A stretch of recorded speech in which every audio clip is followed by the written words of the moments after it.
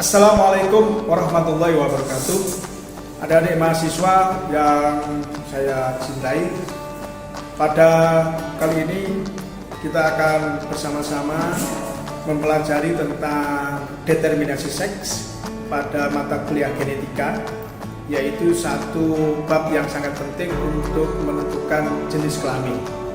Jadi penting sekali jenis kelamin ini diketahui untuk menentukan rasio antara jumlah jantan dan betina. Mengingat setiap kali reproduksi itu selalu membutuhkan dua jenis kelamin. Dan ingat, rasio antara jantan dan betina ini menentukan produktivitasnya. Pernah satu kali saya melakukan penelitian pada serangga. Saya tempatkan 3 tabung. Satu tabung berisi jantan dan betina yang jumlahnya sama.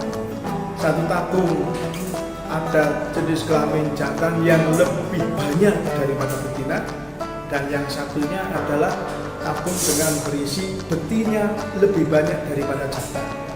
Ternyata produktivitas dari ketiga tabung ini lebih banyak pada tabung yang mempunyai populasi betina lebih banyak daripada jantan. Sehingga penting sekali untuk breeding menentukan jenis kelamin. Nah, kita akan bersama-sama mempelajari tentang itu. Tipe penentuan jenis kelamin ada 5, ya.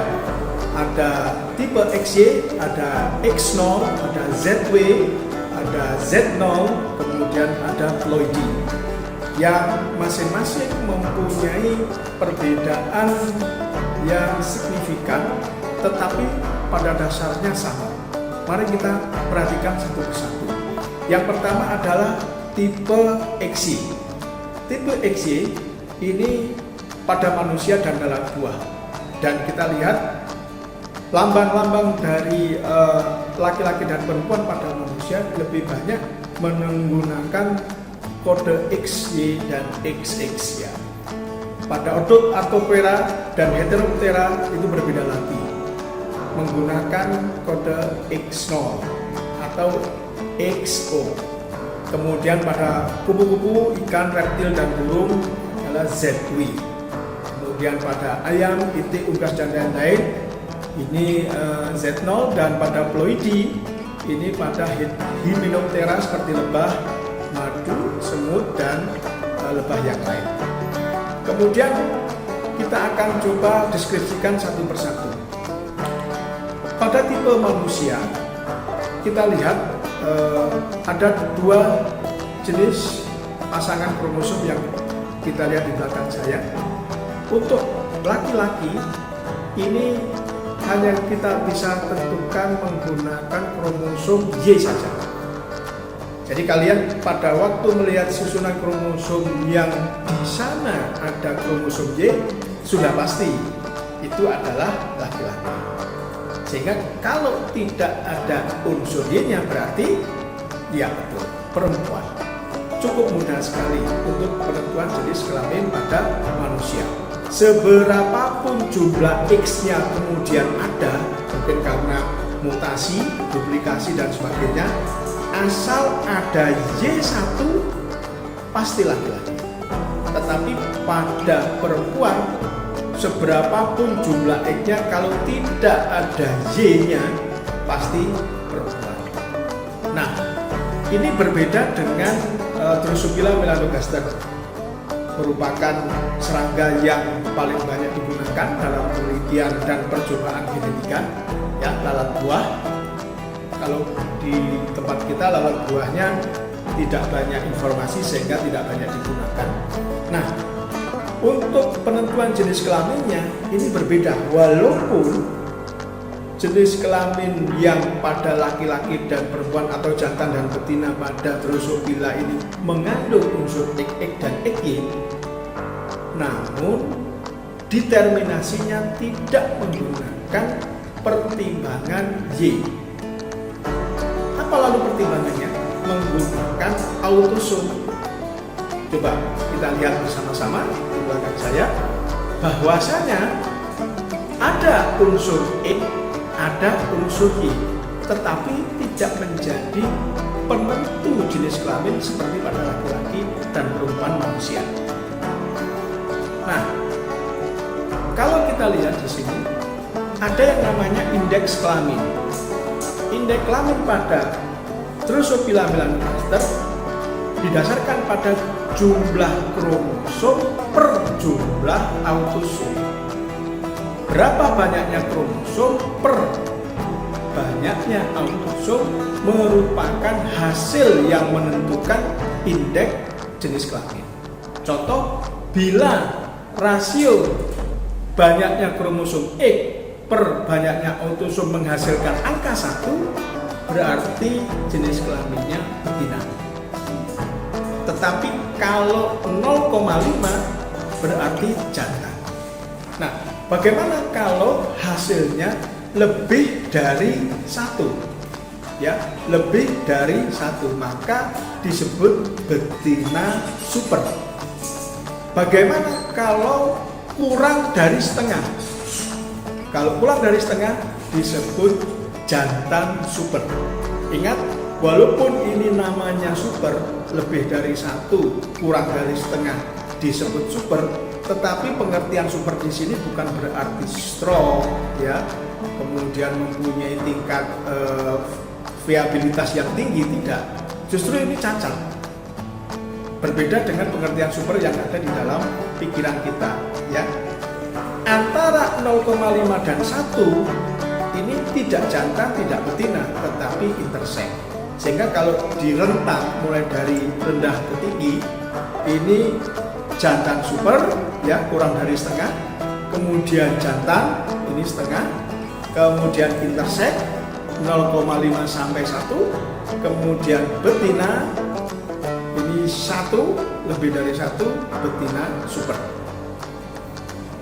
Akan berbeda bila kita mengamati jenis kelamin pada belalang. Pada belalang ini ditentukan oleh jumlah X, ya. Sebenarnya 0 ini pengertiannya artinya ya tanpa 0 pun tidak apa-apa, tipe X gitu aja. Mirip sebenarnya pada manusia. Bila mana jumlah X-nya 2, maka jenis kelaminnya betina. Bila X-nya 1, jenis kelaminnya ya jantan. Jadi di sini tidak lagi intervensi atau ada jenis kromosom Y seperti pada manusia. Lebih sederhana. Walaupun sama-sama serangga, tetapi serangga pada belalang berbeda dengan serangga pada Drosophila melanogaster. Kemudian lain lagi dengan unggas. Nah, unggas pada ayam ini contohnya, ini berbalik. Pada jantan itu justru homogametik. Coba kita ingat-ingat lagi bahwasanya pada manusia tadi yang namanya homogametik XX itu justru yang betina atau yang perempuan, ya. Homogametik itu perempuan atau betina. Tapi kalau pada unggas homogametik jantan, ZZ, ya, ZZ. Nah, kebalikannya pada heterogametik, kalau pada manusia XY itu laki-laki atau jantan. Sedangkan pada unggas justru betina, ZW. Nah, inilah keanekaragaman. Sehingga hati-hati dalam menentukan jenis kelamin pada saat melihat kromosom, ya. Nah, yang terakhir, contoh yang terakhir ini adalah tipe haploid diploid pada lebah. Lebah itu mempunyai ratu yang dia bisa menentukan apakah dia mempunyai lebah pekerja atau lebah pejantan, ya. Bila telur-telurnya itu tidak dibuai oleh pejantan lain, maka dia menjadi jantan, ya, tidak dibuai. Tapi kalau dibuai oleh pejantan lain malah menjadi betina bekerja. Nah ini terbalik, gitu ya. Saya ingatkan lagi, bila telur-telur itu tidak dibuai oleh pejantan lain, tidak dibuai, malah jadi jantan. Tetapi kalau telur-telur itu dibuai oleh pejantan lain, menjadi betina bekerja. Jadi ini keunikan. Kalau kita simpulkan bahwasanya penentuan jenis kelamin pada makhluk hidup itu bermacam-macam. Pada manusia, pada serangga, pada unggas, ya, dan sebagainya. Bahkan pada reptil juga begitu. Pada reptil kita lihat penentuan jenis kelamin itu ditentukan oleh suhu, ya, suhu tertentu menghasilkan jenis kelamin jantan, suhu tertentu menghasilkan jenis kelamin betina.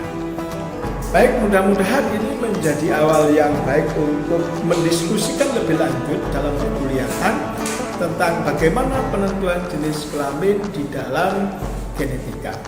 Terima kasih. Wassalamualaikum warahmatullahi wabarakatuh.